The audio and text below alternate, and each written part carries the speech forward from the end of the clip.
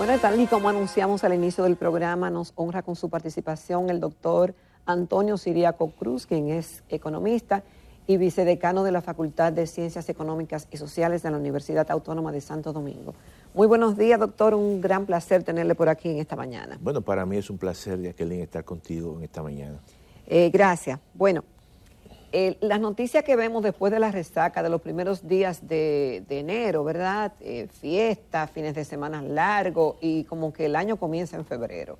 Y justamente nos hemos despertado con la información local e internacional de lo posiblemente retador que sea el 2022 en términos económicos.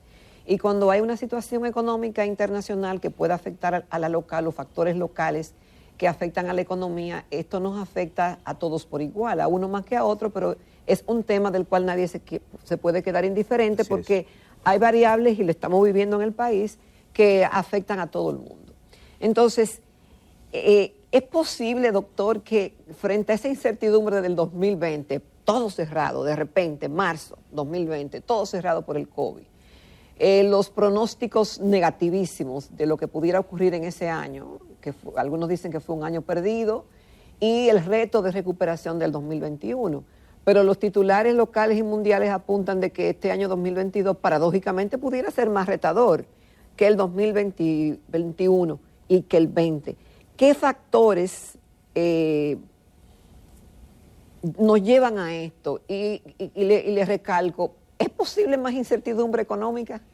Bueno, la situación del mundo en el 2022, que ya se iniciaba a finales del 2021 el tema de la inflación, que es un tema que vino acompañado con todo, como tú has mencionado, el tema de la recuperación económica del año 2021.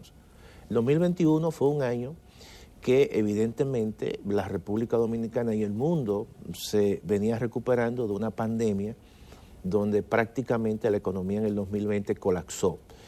Pero posteriormente los gobiernos comenzaron a establecer estímulos, programas de protección social, de apoyo a la demanda, créditos a los sectores productivos y además un elemento importante que sirvió como una especie de impulso como un volcán a la demanda fue los planes de vacunación, que yo considero que fueron quizá la mejor política económica, porque ya cuando los países comenzaron e iniciaron los planes de vacunación, eso le permitió comenzar de forma acelerada a reaperturar muchas actividades de negocio. En esa situación la demanda se incrementa de manera brutal, sin embargo la oferta no reaccionó por razones obvias tan rápido como el caso de la demanda, y ahí vienen los problemas de la cadena de suministro. Muchas situaciones ocurrieron en el 2020, por ejemplo, mucha gente se retiró del mercado de trabajo, muchas empresas desaparecieron. Todo eso, en cierta manera, limitó la oferta de bienes y servicios. Doctor, yo quiero hacer una interrupción y me disculpa, Sí, pero antes de la pandemia, cuando se hacían los análisis económicos, no nos decían los economistas y los analistas del tema de que no estábamos bien, pero de repente entramos en pandemia, entonces quisimos volver a como estábamos antes. ¿Estamos peor o estamos igual o cuál es la situación realmente? En el caso, por ejemplo, de la economía mundial, y el caso, y te voy a poner primero con la economía mundial y la economía dominicana, el ritmo de crecimiento prepandémico en términos de la economía del mundo era 3%, 3.5%. Pero no estábamos conformes. No, bueno, el ser humano nunca está conforme, Jacqueline. Ahora quisiéramos estar como antes. Claro, porque cuando tú pierdes lo que tenías, entonces tú tienes un punto de referencia. La economía dominicana prepandemia tenía un alto nivel de crecimiento, incluso por encima del crecimiento potencial. No, pero era muy cuestionado también. Bueno, pero ahora quisiéramos. Bueno, pero eso es parte de la naturaleza humana. Eso no nos ocurre a nosotros en nuestra vida diaria. Entonces, colectivamente estamos viendo una situación donde ya hay un punto de comparación. La pandemia fue una situación que nadie quiere. Generó una caída brutal de la economía, cerró negocios, desaparecieron negocios, mucha gente se quedó con deuda. No hay negocio y empleo. Y empleo. Entonces, ¿qué ocurre? Pérdida de empleo. ¿Qué ocurre? Que la economía se recupera, una recuperación con que retoma su crecimiento potencial, porque si tú comparas la economía dominicana en el año 2021, tiene un crecimiento en comparación con el 2019 relativamente cercano al 5%, 4.7%, y eso es un elemento positivo. Ahora, esa recuperación viene acompañada de un fenómeno que durante las últimas décadas no se veía, o por lo menos se había superado, porque la inflación surge. Y en los años 70, básicamente a partir del año 1973, cuando hubo un incremento importante en los precios del petróleo, la economía del mundo comenzó a vivir un periodo de altos niveles de crecimiento, de inflación. Pero a su vez eso vino acompañado de un estancamiento, y por eso se llamó en ese momento estanflación, que no es más que la combinación de una inflación alta con en este caso, con una especie de estancamiento de la producción, una desaceleración del crecimiento. Ahora ya la economía está creciendo, pero está la inflación. Hay una inflación, Jacqueline, que no solamente es de carácter monetario, hay una inflación como te decía, que es producto de las disrupciones de la cadena de suministro, de los retrasos que hay en los suministros, pero también un elemento importante que es el elemento geopolítico que está influyendo en el mercado de los hidrocarburos y en el mercado de los combustibles. Doctor, ¿usted cree en las cifras del Banco Central y qué interpretación le da al último informe que dio? Usted acaba de señalar de que crecimos casi 5% por encima del 2019. A lo que crecimos al 2019, o corríjame, hay que sumarle esos 4, ¿verdad? O esos 3, o esos 5. No, ese es el crecimiento comparado, básicamente. Exactamente, comparado. Para compararlo con un año normal. Ajá. Porque, ¿qué ocurre? ¿Pero usted cree en esa cifra o usted cree que hubo una manipulación estadística o algo? Bueno, lo que sí es que en todos los países, si tú comparas el crecimiento del año 2021 con el 2020, hay un efecto rebote. Eso es normal. Eso no significa que es manipulación. No creo en ese sentido que el Banco Central quizás se preste a eso. Pienso que no. Yo lo que pienso y lo que creo que quizás deben haber otras instituciones también que puedan públicas corroborar datos.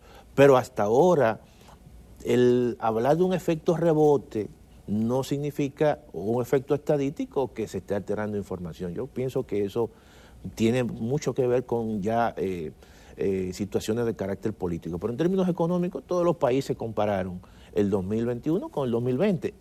Eso es lo que dice realmente la metodología. Ahora, yo lo que creo que, como ocurre en muchos países, tienen que haber otras agencias públicas que también hagan contraste, presenten informaciones estadísticas. Por ejemplo, en el caso de la Unión Europea, uno encuentra que está el Eurostat, pero están los bancos centrales de cada uno de los países que hacen previsiones. Es decir, en la medida que existan más instituciones públicas que puedan corroborar esas informaciones, mucho mejor. Pero no, obviamente, que se esté hablando de manipulación estadística, sino un efecto rebote que es muy normal. Cuando tú caes muy, muy abajo, eso es muy parecido cuando tú estás muy alto, que tú de repente tiras una lanza hacia el vacío, una pelota de golf, mientras más profundo, entonces rebote mucho más alto. Así es. Bueno, doctor, aclarado el tema de que este reto económico, y usted me corrige, de la República Dominicana, y le añadimos del mundo, Claro. Porque cabe recordar que Estados Unidos tuvo la inflación más alta en los últimos 40 años, y es Estados Unidos.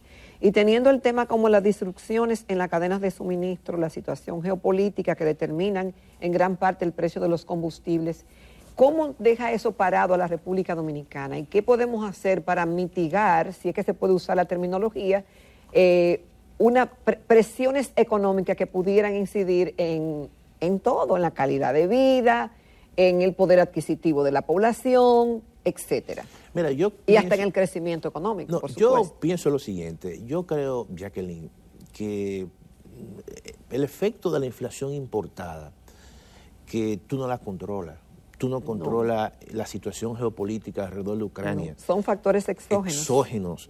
Y evidentemente esa situación le traza un reto al gobierno. Incluso le traza un reto al Banco Central o a los bancos centrales que tienen meta de inflación. Entonces yo creo que el gobierno, en primer lugar, tiene que seguir subsidiando, aunque sea focalizado, los combustibles. Eso es un elemento que está ahí y tiene que buscar los recursos. Subsidiarlo de manera focalizada. Claro, focalizar, sí, porque hay que establecer, el gobierno no va a tener todos los fondos para pasarse todo el año subsidiando de manera generalizada. Ahora, doctor. Entonces, sí, eso es un elemento, porque el presidente de la República, y escúchame, Jacqueline, en un momento determinado dijo que no había recursos para seguir subsidiando, pero hay un tema de gobernanza, hay un tema que evidentemente tú no puedes permitir que los precios suban y suban, porque va a tener un impacto no solamente social, sino también de carácter político. Ahora, doctor, se está hablando, de hecho ayer, y el presidente lo había dicho el 27 de febrero del año pasado, de que se iba a revisar la ley de hidrocarburos. Volvió a retomar el tema. Ayer el consultor jurídico dice que ya tienen preparado el proyecto, con la promesa de que bajarían los precios de los combustibles. Pero decíamos humildemente en nuestro comentario que si el gobierno se va a desprender de algunos impuestos que entran a través de la venta de los combustibles, tendrá que compensarlo de otra forma. ¿De qué forma lo compensaría? Y si usted tiene alguna expectativa, le pregunto yo al economista y al experto que es usted, si pudiéramos tener expectativa de que pudiera haber una disminución de los precios a través de la reforma a esa ley. Tú sabes que uno de los problemas que tiene la economía dominicana es que tiene mercados importantes que están concentrados. Si hay un mercado donde hay una concentración de ofertantes, eso es el mercado de los combustibles. Ahora, ¿qué yo pienso que hay que hacer? Hay muchos elementos, muchos puntos de esa fórmula que hay muy poco margen. Por ejemplo, supongamos los fletes. Tú tienes que seguir pagando fletes de embarque. Y eso tú no lo vas a decretar, excepto que tú puedas, en un momento determinado, no cobrar eso por aduana, por poner un ejemplo. Entonces, ya el gobierno está sacrificando ingresos fiscales por precios mucho más bajos. Esos son dilemas que el gobierno... Sí, pero hay un presupuesto hecho. Pero no solamente, claro, el gobierno puede desprenderse o rebajar impuestos, pero sabe que la contrapartida, ¿cuál es? Sencillamente menos recaudación. Ahora, ¿qué yo pienso que hay que hacer? Y quizás hasta temporalmente, si eso se agrava. El gobierno tiene que concentrar las compras de importaciones de petróleo en un solo comprador, que es el Estado Dominicano. Hacer una mesa donde el Estado... Porque mira, es un mercado donde generalmente hay, por facilidades, cuando tú compras en volumen y tú concentras la compra en un solo comprador, tú puedes tener economía de escala. Pero cuando son diferentes compradores, tú no tienes esa posibilidad. Y tú no puedes incluso transmitirles rebaja de precios a los consumidores, en este caso de gasolina. Es decir, que hay que ser un poquito mucho más, en estos casos, Jacqueline, más como creativos. Y eso no significa que tú vas en contra del libre mercado, sino un elemento de carácter temporal, que el Estado pueda comprar, pueda buscar buenos precios, y esas facilidades que pueda tener de economía de escala se la pueda traspasar al consumidor final. Eso es una opción. Y doctor, mientras más alto es el precio de los combustibles, más recauda el gobierno en algunos de los impuestos, ¿cierto? Bueno, claro que sí. Todos sabemos que cuando los precios de los combustibles se incrementan, las recaudaciones son mucho más. Evidentemente que eso favorece al Estado. Por un lado, porque y eso tiene no más lo recaudaciones. compensa, Pero, no llega a compensar lo que el gobierno tiene que poner para subsidiar. Bueno, en muchos casos el gobierno puede utilizar esos recursos para entonces subsidiar, pero el impacto político y el impacto social es muy grande. O sea, cuando tú comparas esas recaudaciones que el gobierno pueda tener adicionales, porque estamos hablando de que la ponderación que tienen los combustibles en la canasta básica es relativamente alta. Entonces, evidentemente, tiene un impacto en el salario de la gente, en el salario real. De manera que yo lo que creo que la mejor y quizá el mal menor que tiene el gobierno es seguir asumiendo esos incrementos dentro de sus posibilidades y evidentemente de evitar que cada semana eso tenga un impacto en los bolsillos de la gente. Okay. Muchas preguntas de la economía, doctor. ¿Los ingresos salariales han aumentado o disminuido en la República Dominicana? Bueno, evidentemente que ha habido una caída de los ingresos. ¿Pero hubo un aumento salarial el año pasado? Sí, pero todos sabemos que gran parte de esos incrementos de salario, con el tema de la inflación, prácticamente se han diluido. Si tú observas, para darte un dato, Jacqueline, la canasta básica para el más pobre, el primer quintil, según el Banco Central, son 24,000 pesos mensuales. ¿Cuánto fue el salario mínimo más alto que se negoció? 21,000 pesos. Es decir, que prácticamente ese salario mínimo te cubre quizá un 70% del coste de la canasta básica del más pobre, sin tomar en consideración y sin comparar la canasta promedio. La pandemia, básicamente en la pandemia, hubo una caída de los salarios reales casi en un 8, casi un 9%. Y esa situación, evidentemente que con el tema de la inflación, se ha deteriorado. Es decir, que la situación de los salarios en la República Dominicana, aún incluso con todo ese esfuerzo que se ha hecho de mejorar los salarios, pero es obvio que están muy por debajo del coste de la canasta básica. Doctor, pero ¿y ese anuncio que hace la Dirección General de Impuestos Internos, que tal vez se había aplicado, pero hoy insiste en que lo que ganan, creo que hasta 400,000, tienen que pagar un 15%? 416,000 que ganan anualmente, que es alrededor de 34,800 pesos mensuales.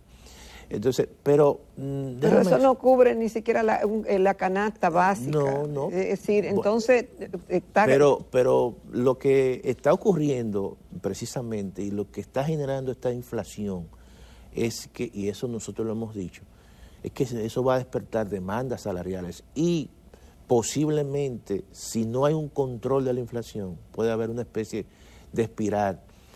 Precios mayores y demandas salariales. Pero demandas salariales que los empresarios no están en capacidad eso es un problema. De satisfacer. ¿Por qué? Porque si no hay una actividad económica, si su empresa no es tan solvente y no va a trabajar para pagar empleados solamente. Jacqueline, yo estoy de acuerdo contigo, pero déjame decirte lo siguiente. El peor de los impuestos es la inflación. Es el peor de los impuestos, y más cuando tú no controlas un componente importante, que tú no sabes qué hacer y te desajusta la economía. Mira, entonces, déjeme ponérselo así.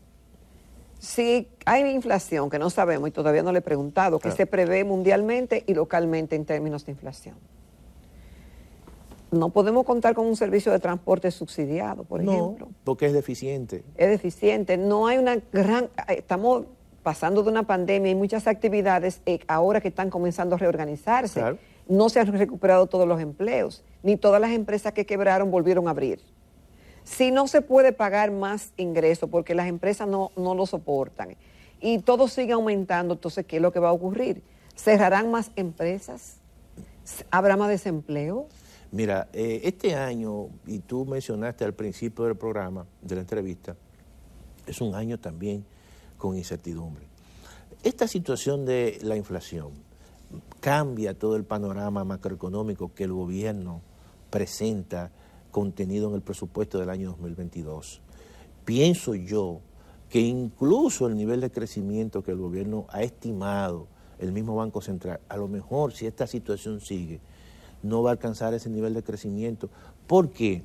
Porque cuando aumenta la inflación que tú no controlas, te afecta los costos de producción, te genera desajustes en las empresas. Esta es una economía donde prácticamente más del 90% son MIPYMES, son estructura, un tejido empresarial con muchas debilidades. Y entonces cuando estos procesos así, se dan situaciones en las cuales no pueden cumplir, ¿en qué trae como consecuencia? Bueno, demandas salariales, no pueden las empresas cumplir, eso puede generar situaciones de desempleo. Esto, evidentemente, son situaciones que están ahí latentes. Por eso yo digo que el gobierno tendrá que reordenar ese presupuesto. Muchas partidas incluso que están diseñadas para determinado tipo de actividades, tendrá que dedicarla a fomentar, fortalecer programas sociales, incrementar incluso programas de provisión de alimentos, de mercado de productores, ventas populares, porque el entorno que estamos viviendo es un entorno de muchos riesgos. ¿De cuánto hay una cuantificación de lo que es la inflación subyacente y si hay alguna fórmula, doctor, para mitigar esos efectos? Mira, qué bueno que tú pones esa pregunta, porque la inflación general, que el año pasado fue 8.5, la inflación subyacente, que es aquella cuando tú por ejemplo, le quitas todo el componente volátil, que son los alimentos o los combustibles, la inflación subyacente el año pasado estuvo por encima del 6%, 6.23 según el Banco Central. Esa inflación subyacente es aquella que se supone que depende del componente monetario.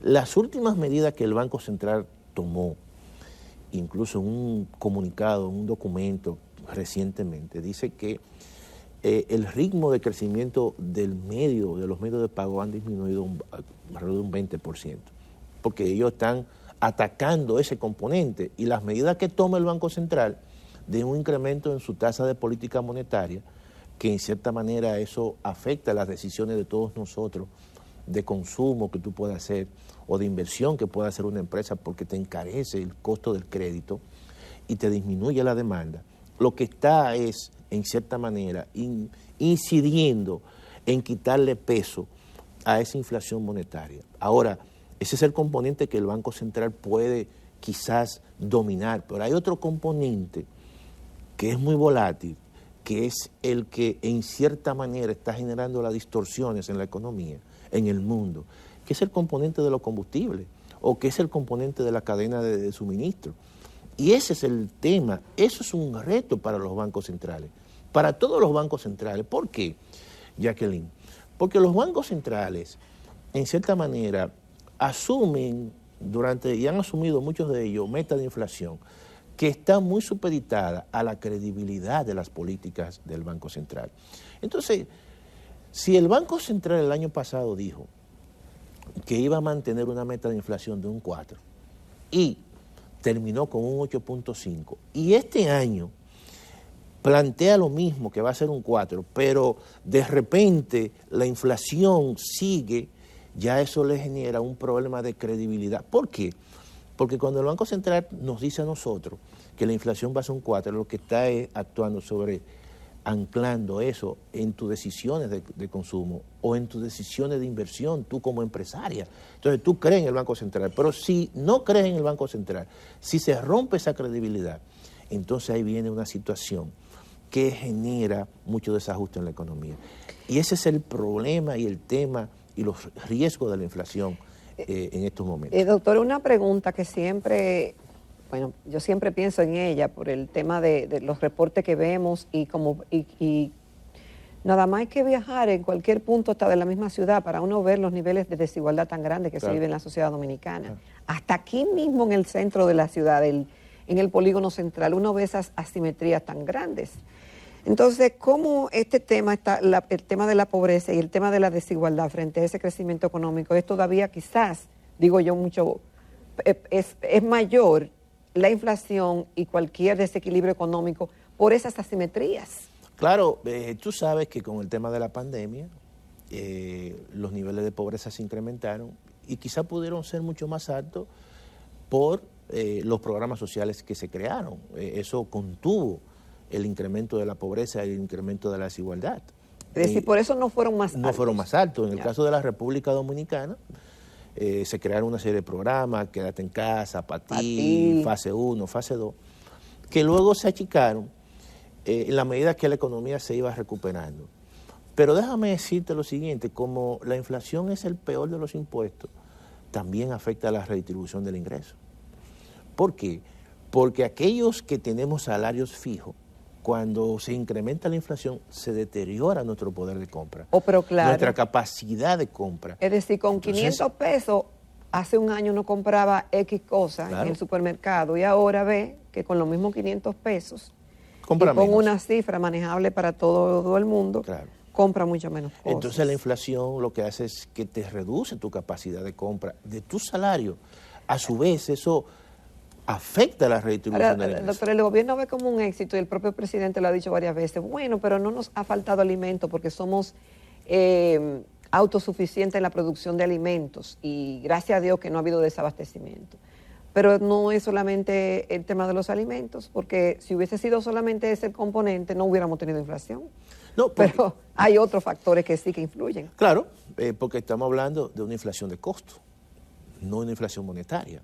Es verdad y es bueno que siempre se haya mantenido la oferta de alimentos, pero hay un componente de costo. Por ejemplo, el precio del maíz, para ponerte un ejemplo, ¿en cuánto se incrementó? 135%. ¿Para qué se usa el maíz en la República Dominicana? Para todo. Para la producción avícola. Avícola. ¿Cuánto es la ponderación del pollo en la canasta básica? Es muy alta. Claro. Entonces, eso sencillamente se transmite. El pollo y el huevo, la proteína más barata. Claro, entonces el arroz, los fertilizantes. ¿Qué yo pienso? Y yo siempre he dicho lo siguiente, Jacqueline. Mira, si el gobierno quiere, en cierta manera, minimizar la inflación de alimentos, porque hay una inflación de alimentos en la República Dominicana y de combustible, pero en el caso de los alimentos, bueno, vamos a decretar una amnistía temporal arancelaria. Sí, porque es así, temporal. Si el maíz paga un 20%, vamos a eximir del 20% del arancel para que los choques sean mucho menores.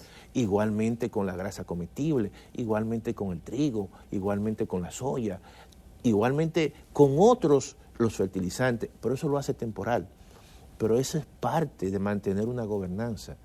Tú dices, ay, pero que el gobierno va a disminuir sus recursos. Sí. Está bien, perfecto, pero tú tienes que ver las dos caras de las monedas. O tú quieres más recursos, pero sin embargo va a mantener precios. Porque es mejor que quizá hayan menos obras que son necesarias de infraestructuras y demás, pero la gobernanza está por encima de eso. Yo creo que esa es una magnífica conclusión.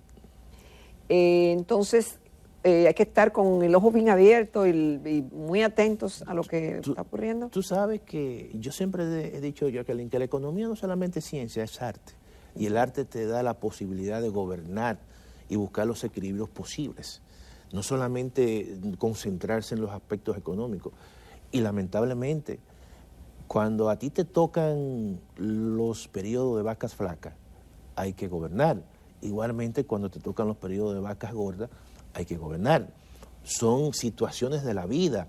Entonces, claramente, al presidente de la República le ha tocado un periodo difícil, de vacas flacas, de pandemia, porque yo siempre he dicho, y eso es un elemento que siempre lo repito, mira, Jacqueline, yo creo que los países tienen que hacer sus reformas en periodos de bonanza. Claro, pero no se atreven. Pero no lo hacen. ¿Por qué? Porque se cae en una especie de burbuja y entonces pensamos que todas las cosas van bien y nos olvidamos. Cuando vienen los periodos de recesión, que hay una caída importante por cualquier motivo de la economía, entonces cualquier reforma que tú emprendas en ese contexto, evidentemente va a ser muy dolorosa. Esas son las situaciones que se dan en la economía. Doctor, el también doctor Antonio Isaconde hizo un artículo y él pone unas imágenes que dice que la desigualdad más la inflación es igual a una tormenta perfecta. Sí, así es. Y yo quiero que rápidamente usted diga que es una tormenta perfecta, porque si es así, nosotros estamos en medio de una tormenta perfecta. No, una tormenta perfecta, como él la describe, cuando tú sumas la inflación más desigualdad, eso se traduce sencillamente en posibles problemas de carácter social. Tan simple como eso, demandas sociales, disgusto de la población, reclamos salariales y evidentemente eso rompe la paz pública en cualquier país. Así es. Dice un amigo televidente y una nota chistosa, ¿no?, para terminar el programa, dice que con inflación no hay reelección. Bueno, pero ya eso es otra cosa. Doctor, muchísimas gracias por haber enriquecido el contenido de Telematutino 11 con su magnífica participación. Señores, hay que estar atentos a la economía, hay que planificarse, hay que no podemos ser indiferentes del momento que vivimos. Estamos aquí en este mundo ahora y tenemos que estar lo mejor informados para tomar las decisiones más acertadas. Gracias, doctor, otra vez. Gracias, vamos a una pausa y regresamos con la rectita final de Telematutinos.